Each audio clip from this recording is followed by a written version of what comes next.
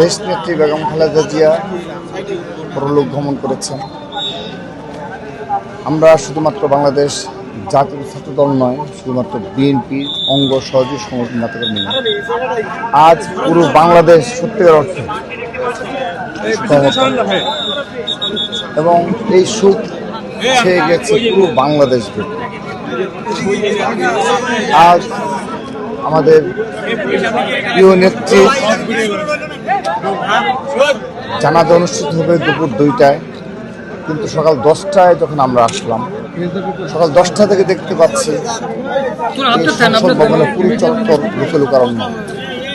এবং আপনি যারা আসছেন সেই কারণ বাজার থেকে বলেন, সে পাশ থেকে বলেন, শুধু মিছিল আর মিছিল আসছে।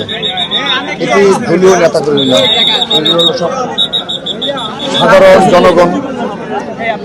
এবং তিনি যে বাংলাদেশ পন্থীদের লড়াই সংগ্রামের উৎস ছিলেন এবং বাংলাদেশের প্রতিটি সংকটে তিনি যে ইসলাম দৃঢ় মানসিকতায় লড়াই করেছেন, সংগ্রাম করেছেন, সেই লড়াইয়ে অনেক সময়ই কাউকে তিনি পাশে পাননি।